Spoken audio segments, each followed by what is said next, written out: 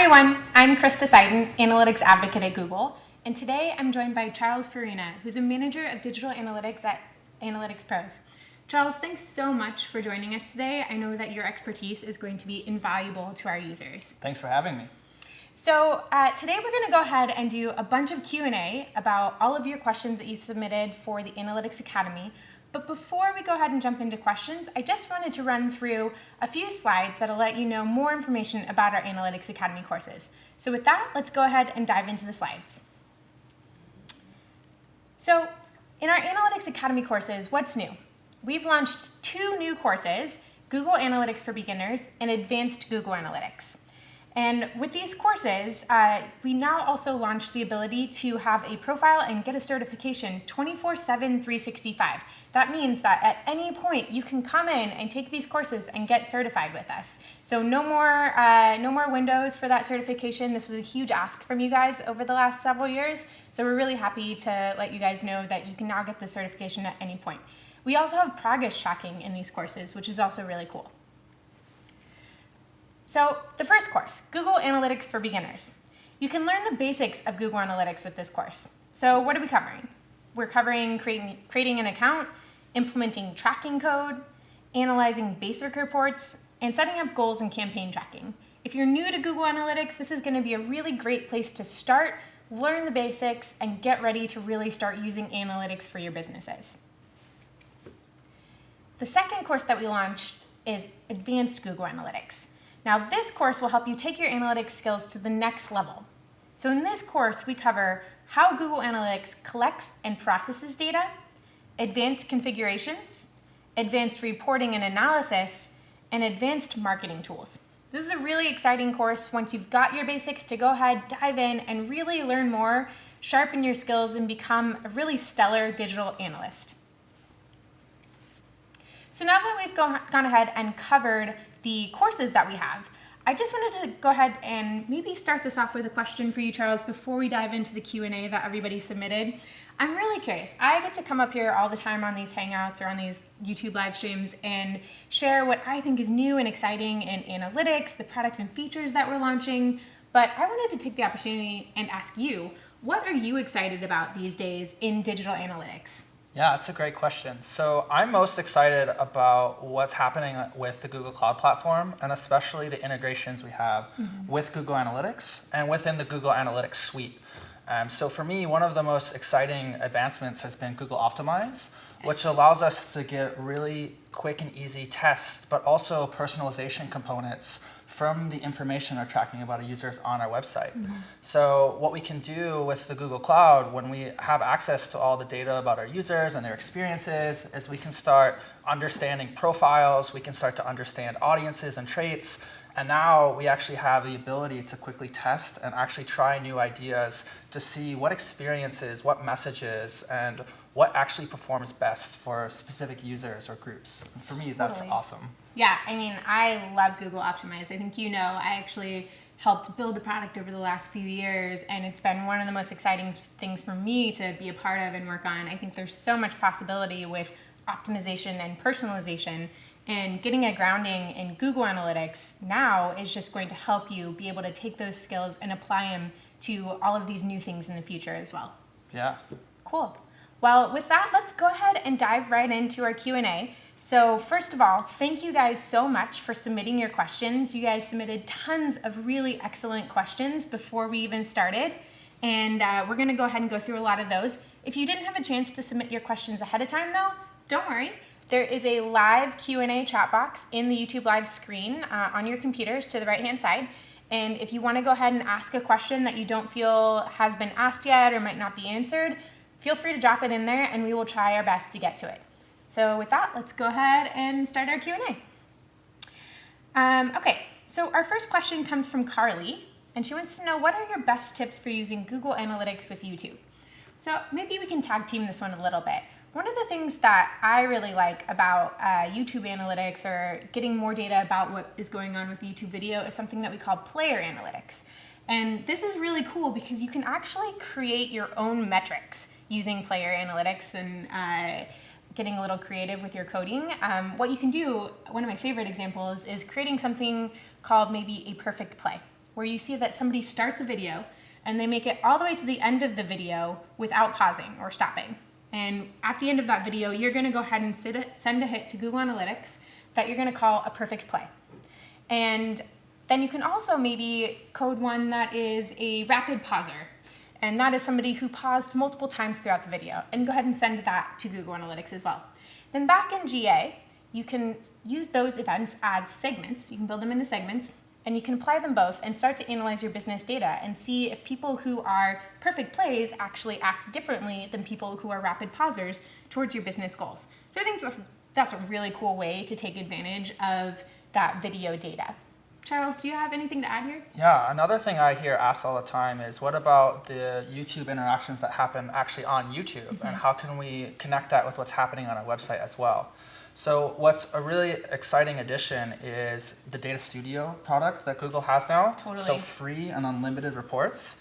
So in Data Studio, one of the nice things is we have the ability to quickly use templates, and we also have different data sources. So just so happens that Google Analytics and YouTube are both available data sources in Data Studio. So if you actually go in here and look at the templates, we have Google Analytics, we also have YouTube, but you can come in here and grab this YouTube template, connect it to your YouTube account, and actually bring in all the on-site YouTube behavior into Data Studio. And within Data Studio, as Krista mentioned, if you're tracking all of those perfect plays, all those interactions on the site, you can actually bring all of that data into the same sheet and have both the on-site Google Analytics as well as the total aggregate and have a holistic view of everything that's happening with YouTube, all within one report, which is really nice. Yeah, I think that's a really great example to show. All right, so let's go ahead and move on. So we had a question from Mark. So some analysts like to use more than one instance of Google Analytics to track 2 or more properties on the same web page. Usually that happens because there's different groups using it or there's different ideas. So the question was, when you have multiple instances of Google Analytics, could this possibly produce unreliable data? It could. I've actually been victim to that happening before. One of the companies that I worked for had multiple GA instances on the same page via a hard-coded snippet. And what ended up happening was they ended up fighting for the hit, and it caused lots of overcounting in our data. So what should have been one page view, one session, ended up being multiple. It was a real disaster. However, there's a lot of ways that you can help reduce the impact of this or the likelihood that it'll happen. You want to make sure that your tags have the same settings. One great way to do this is to actually implement this through Google Tag Manager, and you can send the same Google Analytics data to 2 different properties via Google Tag Manager. Yeah, Google Tag Manager is definitely the easiest way to make that happen. Yep. Okay, our next question is from Anna. She says, I have a hotel client and they have 2 website properties, one for the main hotel website and one for their booking engine where users will do some of the transactions. What's the best way to track conversions given that these 2 properties are hosted on different domains? Yeah, that's a good question, and it's a challenge that I see often in a lot of different verticals, not just hotel. So when you have a website, whether it's e-commerce or travel, and your users experience your marketing on the first site, and then they go to a different domain name to actually go through and convert, it's important to note that by default, Google Analytics tracks users per the different domain name.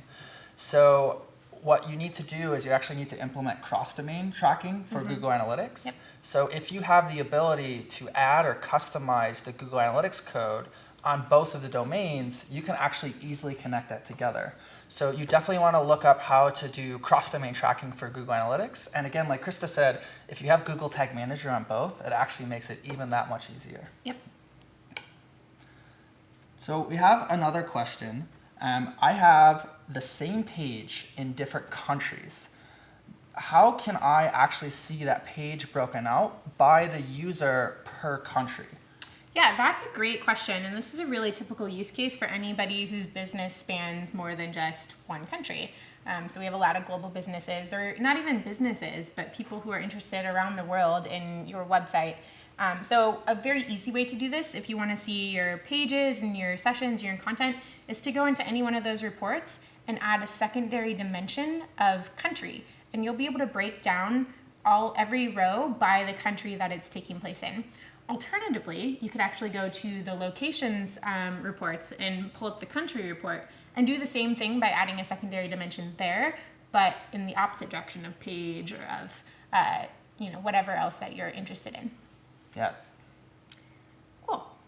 So we have a few questions on e-commerce, and Charles, I know this is definitely one of your strong points, so I'm going to ask you these. For an e-commerce platform that has been signing into an account as optional in order to buy a product, how would you set up destination goals or the funnel buying process in Enhanced Ecommerce to account for both scenarios, so a logged in and a non-logged in scenario? Would you simply lay out the funnel for both scenarios for every product? Yeah, that's a good question. So if we actually take a look at the Google Analytics demo account, they have Enhanced Ecommerce enabled. So the first thing I would definitely recommend if you're an e-commerce customer is to make sure you're using the new Enhanced Ecommerce that's in Google Analytics. And you'll see that we have these new funnels that are available. And this is a really good question because what's important to note about these funnels is these funnels really work off of one defined funnel. So when you have optional settings, how I recommend tracking that is track the required steps that are consistent across the different funnels. And then for the optional steps, it's a great place to use event tracking. So if you use events to track the optional steps, you can actually use either advanced segments using sequences to kind of build your own funnel, or using Data Studio or even Google Sheets, you can build your own funnel visualizations on top of each optional step. And that's a really good way to make sure that you can track each of those different funnel options. Totally. And Charles, what you were showing, I think, is for the 360 version of Google Analytics. So if you have a 360 license, custom funnels is a really great option here. But you did mention a couple of other options, such as event tracking and segments, to be able to do very similar analysis, or I would say Data Studio, if you don't have a 360 license, if you're just using the standard account. So one more question on e-commerce that I'm going to go ahead and throw your way. What is the best practice you suggest to track multi-device and multi-channel conversions in e-commerce? That's a good question. So for multi-device, another really great feature in GA is it actually has the ability to do user identification. So by default, the way Google Analytics tracks users is it's per device per browser. It's essentially a cookie. So if your e-commerce site has the ability to have your users log in or authenticate, you can actually pass an ID for that user to GA. And if they're logging in on multiple devices, if you enable the user ID tracking, it'll actually stitch that together and give you those cross-device insights that you're looking for. Mm-hmm. Another related question in there was about cross-channel, and that's a really good one as well. My favorite place to go is multi-channel funnels to do anything where I'm trying to understand cross-channel behavior. So in here, you have the top conversions path reports. So you can answer really granular or even really high-level questions. So for example, if you want to understand how social and organic are essentially overlapping, or do they work together to lead to conversions, you can just come into this report and you can type in social because it's using a linear model, so everything shares credit. And you can see how all of your channels are working together, which is really nice. Mm-hmm. Awesome. So a question we have from Dave. How can I report on a click event on a page that does not take a user to a URL? So what's the best way to actually track in-page interactions? Mm-hmm. So a great way to do this is through event tracking. And you can implement event tracking by following the lessons that we have in the Analytics Academy, specifically in the advanced course Unit 2, Lesson 5, actually talks all about setting up event tracking. So one of the questions that we had on this was not creating a new URL. So you wouldn't have a page view for it. But if it's a button on your page that you're looking for information on, then you can easily add click tracking to that with event tracking. There was another question too, similar to this, that asked about checking mega menus on a website. And again, that's a great example to use event tracking for, because you can actually track all of the clicks on the different menu items that you have. Our next question is from Susie, and Susie wants to know, can you show us how to set up a simple custom report? If it's one of the classes already, let me know. Perfect. We'd love to show you. While Charles is pulling that up, sorry, I will mention it is actually a lesson in the course. It's in the advanced course, Unit 3, Lesson 4. But let's go ahead and have Charles show us. So your custom reports in Google Analytics are in the customization section in the top left-hand side. And if you go to custom reports, we have the ability here, as you mentioned, to create reports very simply and easily. So we can actually relate this to the earlier question about how do we look at a page by country. So what we can do here is we just pick metrics. So I can pick page views, I can pick users, and then we can pick our dimensions. So for example, maybe I want to look at the landing page. So I want to look at the first page a user saw. And then we can see here, I actually have different types. So if I actually click a flat table, I can actually bring in country next to landing page and actually break out each landing page by country. And then I could use all of the same features we see in the standard Google Analytics reports to search, segment, or change date ranges to interact with this report. Very cool. Yeah, that's a great way to relate that back to the question that we had earlier. Thanks. How can I see links my readers click on my site? So the question here was, I have a WordPress and I want to know what people are clicking on. What's the best way to get that in Google Analytics? Yeah, so great question. WordPress has a lot of really good plugins that will put Google Analytics on your site. There's also a few for Google Tag Manager. I know in my blog personally, it's a WordPress blog. I use DuracellTomi's GTM plugin. Me too. And it's a great one, right? Yeah. And I go ahead and use that just to implement Google Tag Manager. But then I get more fancy with my analytics tracking using Google Tag Manager. So I set up event tracking in there and scroll tracking and other things that I want to know about the interactions on my website. So I guess my simple answer is use the plugins that are there and then specifically try to get into GTM. And if you don't know anything about Google Tag Manager, that's GTM, we actually have a course on it in the Analytics Academy. And so you can go ahead and take the Google Tag Manager Fundamentals course, learn about GTM, and then play with that on your WordPress site. Perfect. Cool. Another WordPress question from Tim. How do I get my WordPress categories into Google Analytics? I'd love to see traffic by WordPress category. So that plugin that Krista mentioned, the Duracell, and some of the other plugins as well, what's really nice is they actually automatically get the categories into the data layer. So if you use Google Tag Manager, you'll quickly figure out what the data layer is. But inside of that plugin, it actually makes the categories a data layer variable. So essentially, in 3 minutes, you can actually have those categories in Google Analytics, and that will answer your question. Perfect. So is there a way to look at sessions per page? So Lisa wants to know, instead of by page views, can she actually look at sessions per page for a particular source? Yeah, totally. There are lots of ways to do this. So the example was homepage or blog sessions through organic traffic. So again, this is where I would use secondary dimensions. And you can start off either in a, let's say, organic or source medium report and add page or look at unique page views, which is what I would substitute for sessions in these reports, or start in a page views report and add any other secondary dimension that you're looking at. And again, pay attention to the unique page views metric because that's what I would consider as a session in this case. Exactly. Sarah would like to know, she says, I would love more information about search queries. Again, our old stats plugin would tell us the terms people used when searching and landing on our site, give us a long list, but I know that now I have to use Search Console and I'm not quite sure how to do that.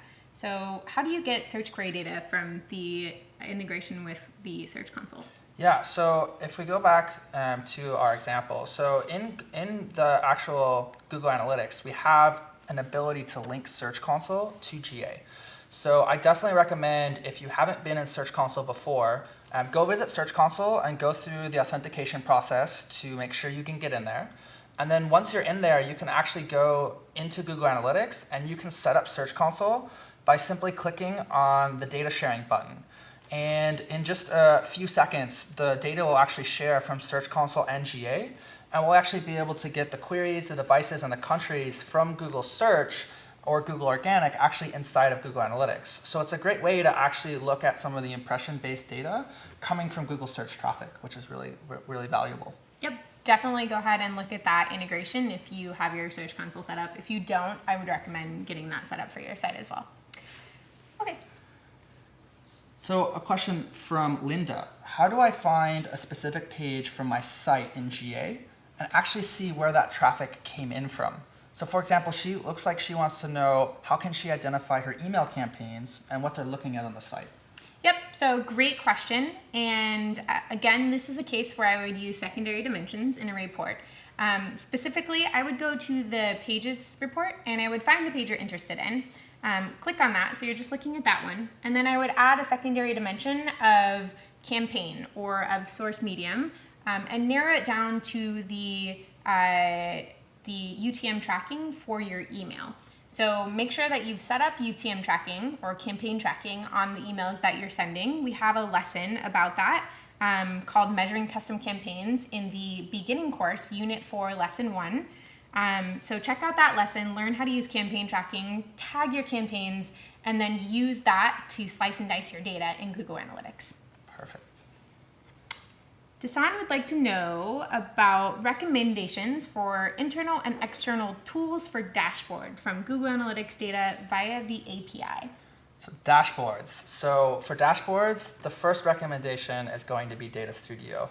This is really the next great thing for me that Google Analytics has done. So with Data Studio, I can quickly connect to not only Google data sources, but I can also bring in other data that I have through CSVs, through the BigQuery integration, through SQL connectors. So it really can be the holistic data source and reporting set across your entire organization.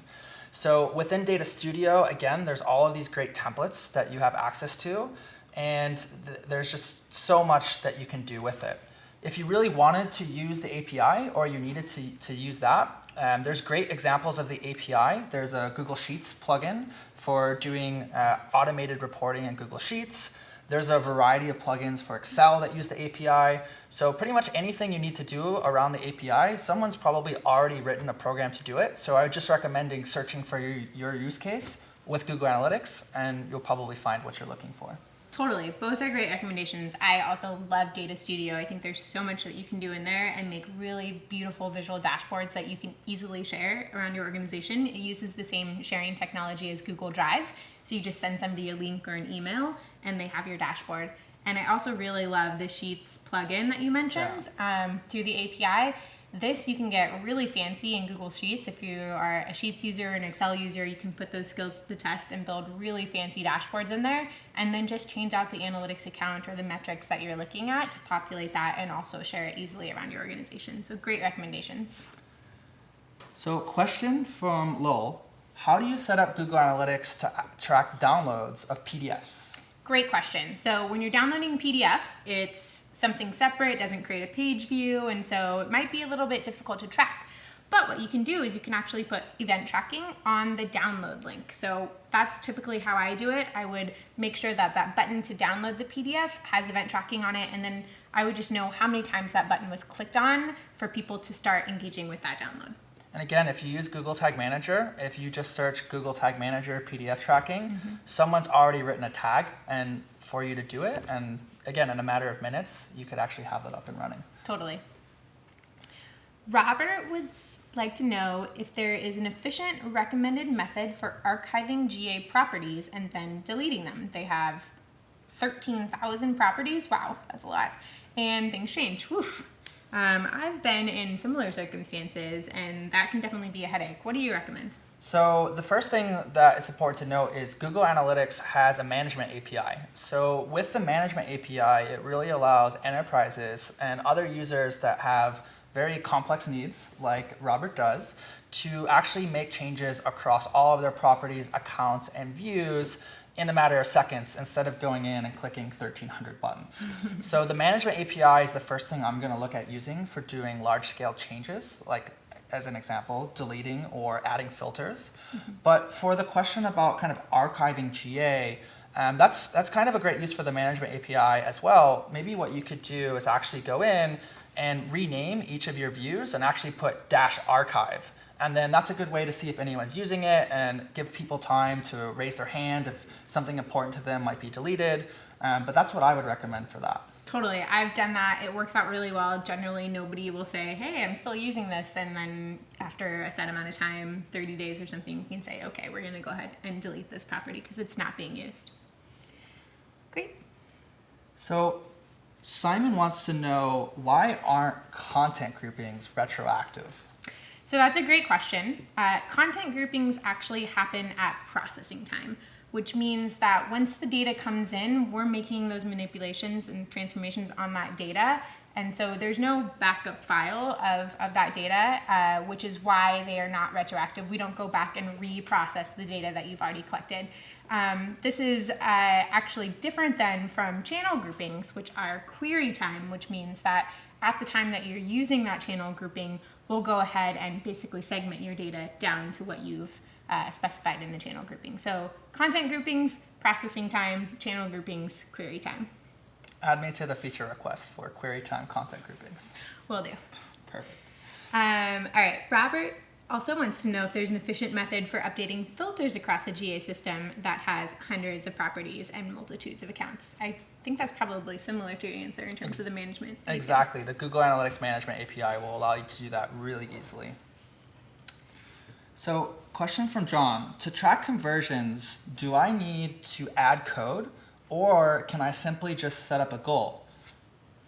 Well, I think it depends on what you're trying to track. So if you already have things like event tracking set up on actions that you would consider important, like a submit button or a checkout button, then you would just set up a goal on that event. If you don't have the event tracking set up, then you may need to set that up prior to setting up your goal. Perfect. Orlando would like to know, what are the best reports that AdWords account managers should be reviewing in analytics consistently? Great question. So I'm going to go to the demo account for this. So for AdWords, what's really, I think, great about Google Analytics is they're both owned by Google. So AdWords has a fantastic integration with GA. So if you're an AdWords manager, what's important to note is all of your AdWords data is actually available in GA. And what Google's done with this is they've actually given you more data than you have just in AdWords. Because AdWords is going to be great at reporting on clicks, impressions, and conversions. Where Google Analytics is best at is reporting on everything that happens between that click and that conversion. And there's going to be all sorts of opportunities for you to come in and actually optimize based off of what's happening off a particular landing page. So as an example, one of the things I like to do is landing page optimization, or find opportunities for underperforming or overperforming landing pages. So as an example, we could come in and go into the behavior section in site content, and we can go to landing pages. And with just a few quick tips, you can actually quickly identify what pages on your site are performing worst or best, and then actually segment that by the traffic sources, for example, just AdWords. Mm-hmm. So I love to use this little hidden feature in the top right-hand corner called comparison. And what this does is it essentially gives you on-site benchmarks. So we can come in and we can actually use your bounce rate for your site as your own benchmark for each landing page. And I can quickly scan through this list and find underperforming or overperforming pages. So what we can do here, Krista's talked about secondary dimensions a few times now. I use these all the time. So I can come in and I can add either source medium or just medium. And what I can do is I can actually filter this for just my paid traffic. So maybe all I want to do is I want to find any medium that contains CPC. So now that I've done this, as an AdWords manager, I have visibility into each of my landing pages and to see, based off of the overall performance of all of them, which ones are performing worse or which ones are actually doing really well. And maybe I can take things on that page and then use Google Optimize to test new ideas and experiences.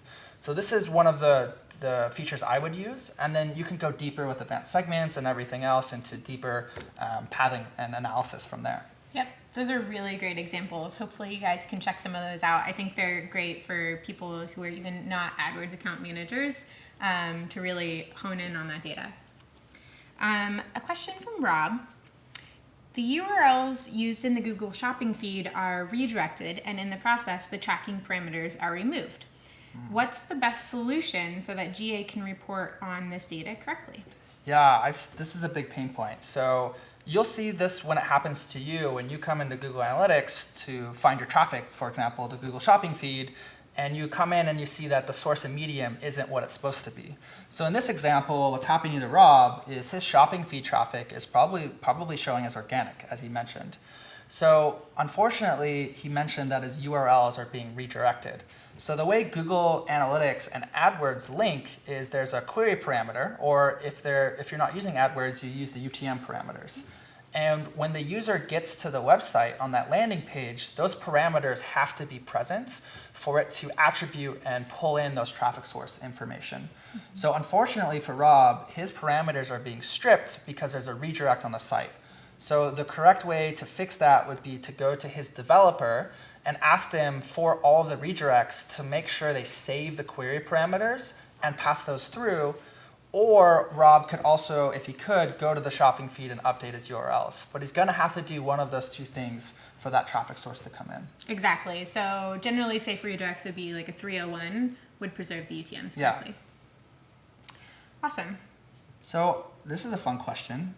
Krista, what is your favorite digital analytics conference? Okay, I'm ready for a fun one.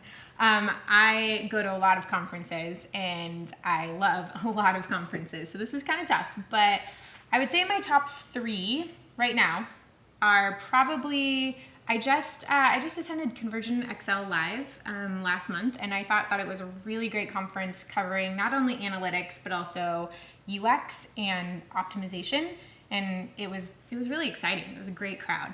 I also really like Search Love. I think the content tends to be very high quality there. And I definitely have to mention eMetrics. I think it's a great conference overall for the digital analytics industry. We have one in San Francisco coming up next week. If you're local, you should definitely check it out. Great. Yeah, I went to Conversion XL too. That's a great conference. I think my personal favorite, though, has always been Super Week. Yes. They have a European conference in Hungary, and what's exciting about that is you're basically trapped on a mountain with all of your favorite digital analytics peers, and there's nowhere to go. So I was there this last year, and it was snowing. There literally was nowhere to go. Yeah. So it's great because you get to meet, have conversations after, and ask all those important analytics questions to everyone, which is fun. Yeah, but I love this question because I think that digital analytics conferences are something that are really unique and a really, really great way to meet other people in the industry, network, and really learn more about the field that so many people are very, very excited about. I know for me personally, I've probably made every professional move for the past almost decade based on connections that I've made through analytics conferences. So it's a really great thing to go ahead and start checking out, especially if you're newer to the industry. So a question about what is the most important metrics to track for a business that doesn't actually have a lot of traffic? Yeah, this is a great question, especially if you're a newer business. You might not be too certain about what to look at, what to focus on if your traffic is low. So some of the things you'll get out of the box when you set up Google Analytics are things like page views and session count and user count. You'll definitely want to go ahead and try to set up your campaign tracking for anything that you're sending traffic to your site from. So if you're doing email campaigns or social media or anything like that, ads, you'll definitely want to make sure that it has proper campaign tracking so you can understand where that traffic is coming from to your site and start to optimize for getting more traffic that's higher quality. But you'll also want to look at setting up goals. And once you get a little bit more advanced, I would also add event tracking to the list. So lots of things you can set up. For event tracking, you want to track things like form submits and newsletter subscribes, all things that are pretty important, especially as a new business. But right out of the box, you'll at least get some good metrics to give you a pulse on what's going on your website. Good advice. Norm says, if I capture a visitor's GA CID during form capture, can I then import offline conversion data back into GA associated with that CID and record the attribution of my campaigns and channels to the imported conversions? So maybe remind everybody what a CID is first. Yeah, so the CID is the Google Analytics client ID. It's the anonymous identifier that it stores in a cookie when someone first visits the website. Yep. And as long as that cookie exists, it'll track them as the same user. So it looks like what Norm is trying to do is to actually send some data that they have about their user from their offline data source back into Google Analytics, which is great. So actually, Google has a really great article about doing just this. So if you search Google Analytics, Predictive, type analytics again, there's actually a whole post on here. So it uses 360, but you actually don't have to necessarily have 360 to do the data import.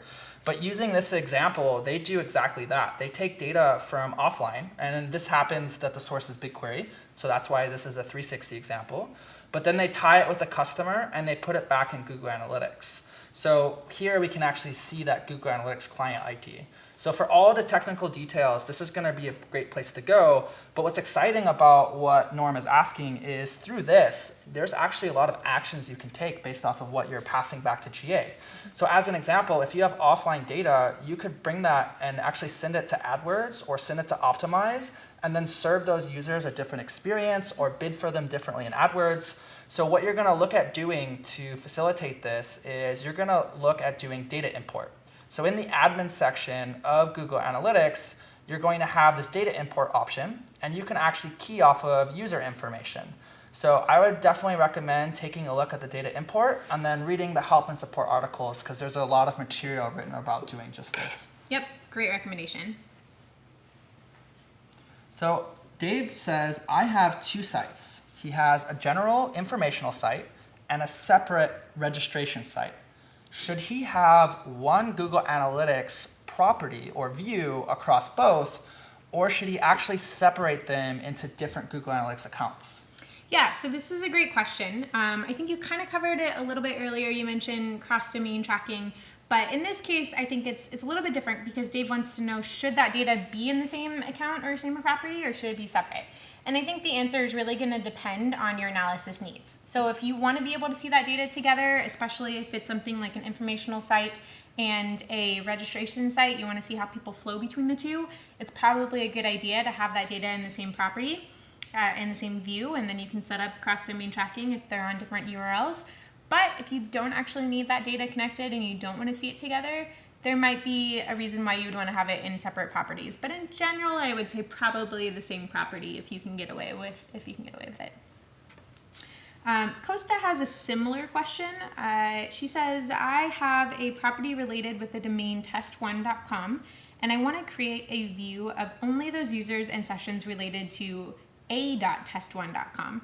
How can I create it? Yeah, this is a really common question I get. And another example might be maybe you have blog.yourwebsite.com, and then you have the rest of your site on yourwebsite.com. So what can we do in Google Analytics to actually facilitate the different views we might be looking for?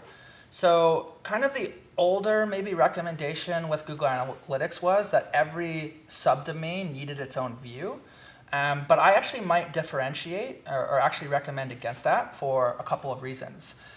One is, really for me, the most powerful feature of Google Analytics is the ability to use audiences or advanced segments. So if you're familiar with advanced segments, you could easily come in here and you could create a segment and say, I only want to look at anyone that was on a particular host name. So for example, if I only wanted to find people on my website in here, I could just pick this host name. And what it's going to do is it's going to tell me everything about that user. And I'm not actually limited to just seeing what they did on, for example, my website. But if they actually clicked a link from my website back to the other or the other subdomain, it would show me that as well. So by using these audiences, you can actually track how many people were on that site and also where else they went to.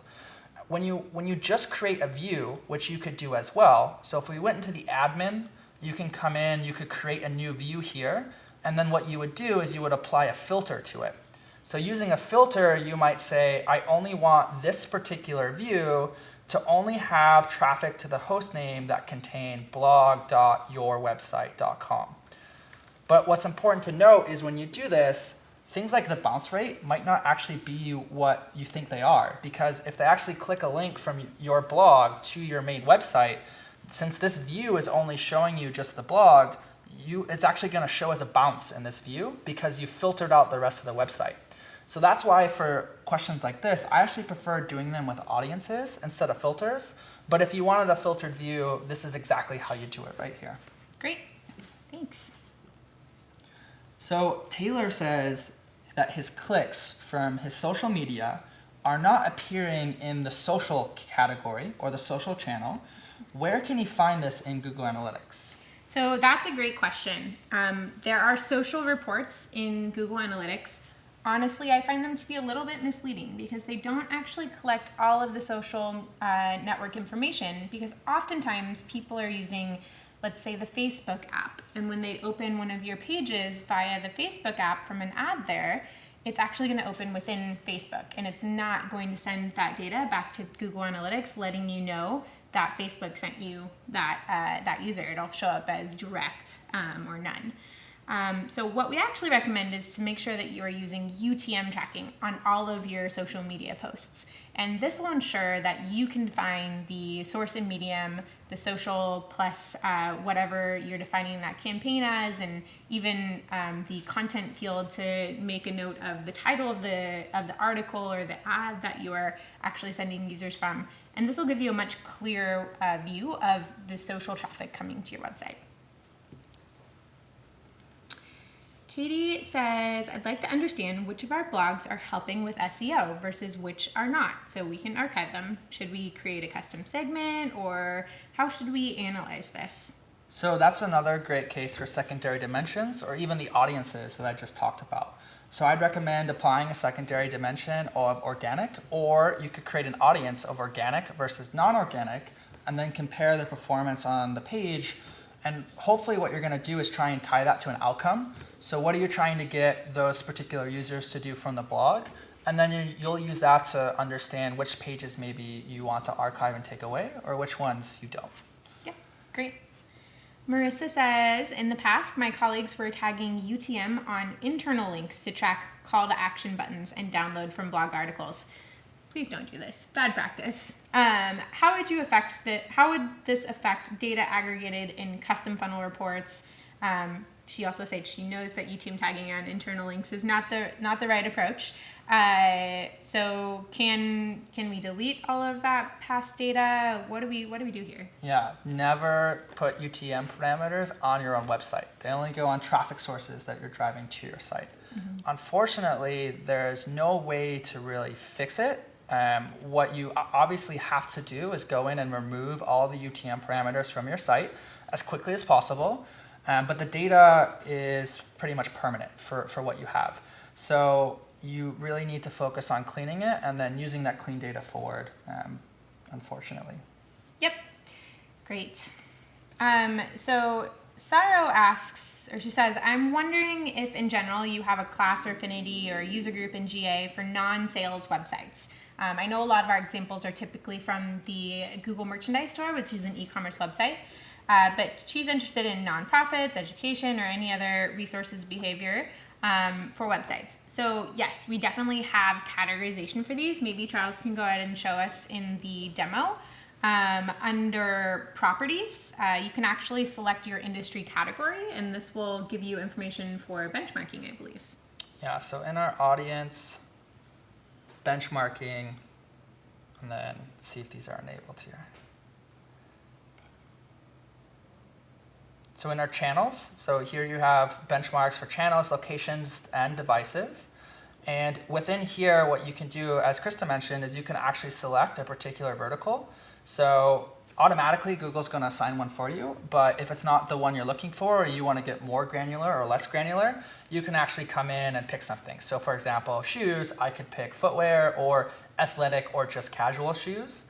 And then you get to pick who you want to actually be in the benchmark group with.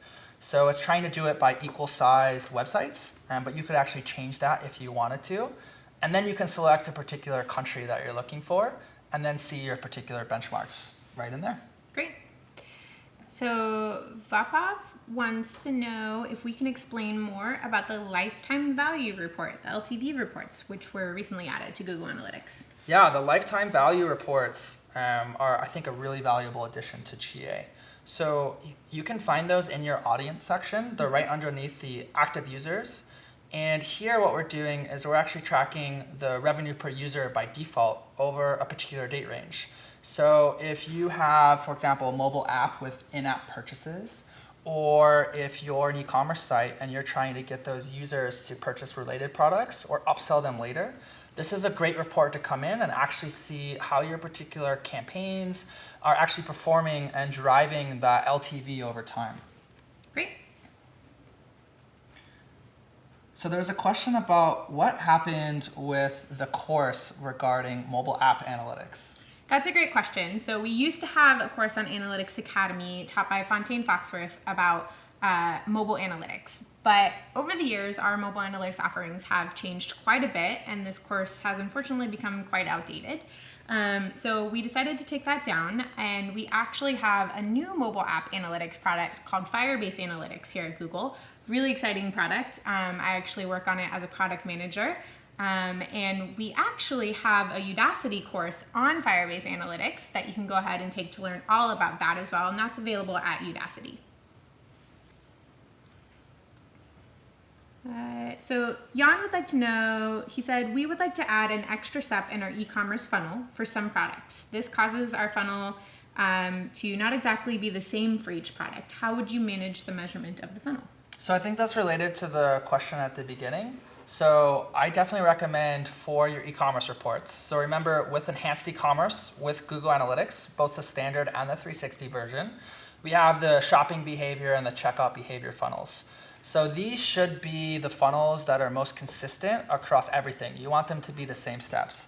And then for any optional or product-specific steps, the best way to facilitate tracking on that is going to be with event tracking. Mm-hmm. And then you could use Data Studio or you could use Google Sheets to build visualizations of your custom funnels that are applicable to your use case.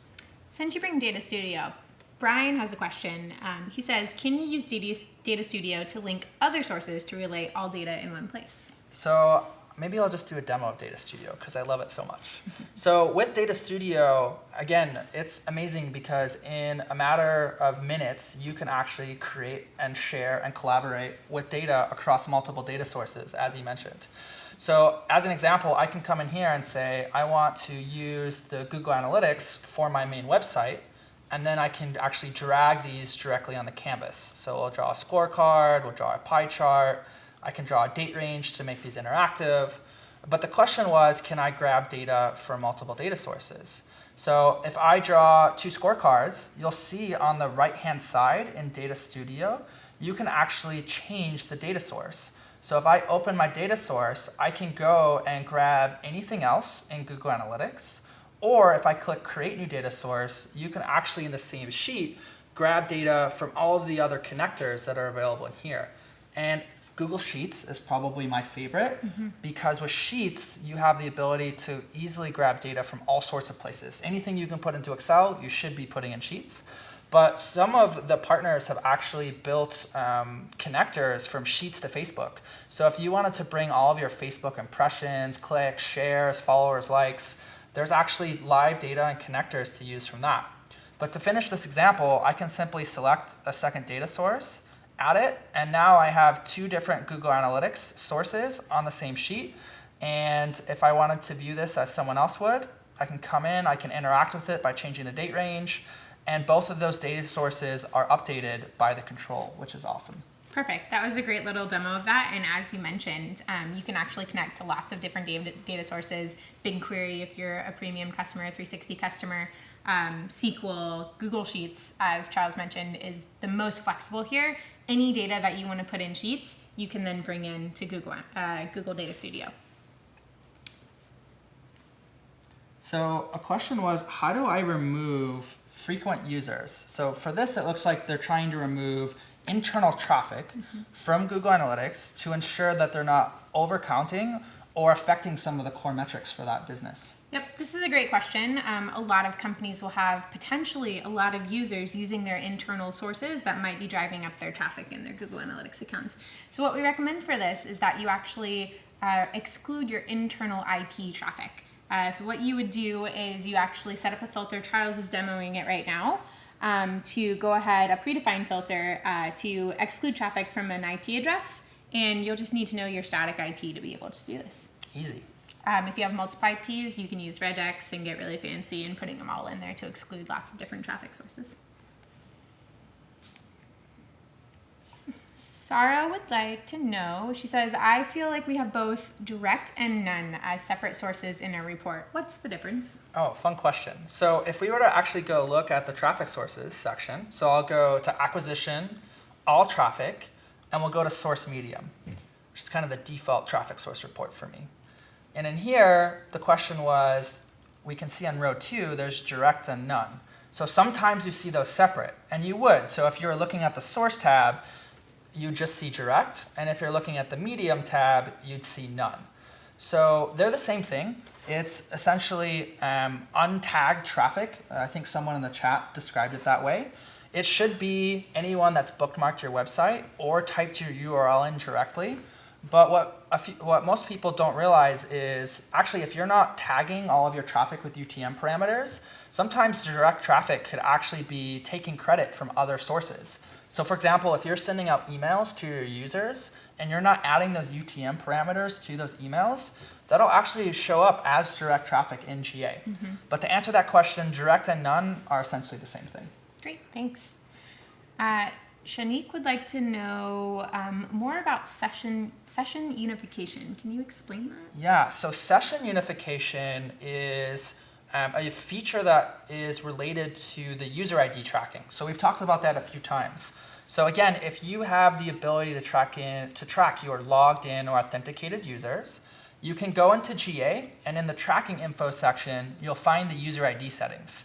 And here's where you'll agree to the policy, you'll set it up, and there's instructions for both Google Tag Manager and Google Analytics of how to pass that user ID, and then here's that session unification setting. So what session unification does is when you pass in the identifier for that user, you have the option of passing that identifier back to the beginning of the session or not. So typically we would recommend leaving it on. And that means, for example, if someone came from an email and then on the 4th page they logged in, if I have session unification on, it's going to actually pass that ID for the previous 4 pages as well. Or if I turn it off, then I'll only have page 4 and forward instead of the first 4. Great. All right. I think we have a couple of maybe just more general wrap-up questions. Sure. I think we've made it through almost all of you guys' questions, which is pretty impressive in this time. So, Charles, I'm going to ask you, where do you see web analytics 10 years from now? So much. So for me, I just see a lot more, I think, on actually using the data. So I was fortunate enough to attend Google Cloud Next and see some of the things that they've been working on and how that's going to relate to our field in digital analytics. So one of my favorite things I saw demoed, and it's actually available now, was in the Google Cloud, they actually have a video intelligence API. So think about all of the videos and photos that you have on your phone. It's really hard to actually remember a memory. Like I was at a baseball game and then go in and find the baseball photos. So with this video intelligence API, you can actually put in all of your media against it, and it'll actually go into a video frame by frame and then pull out which frames were related to video, and then you can actually go in and play them back. So for me, I see the application of that. So for example, if I have a site where users can upload photos, instead of having someone manually set what the keywords or what the context of that photo is, you can actually have it all done through machine learning and different APIs.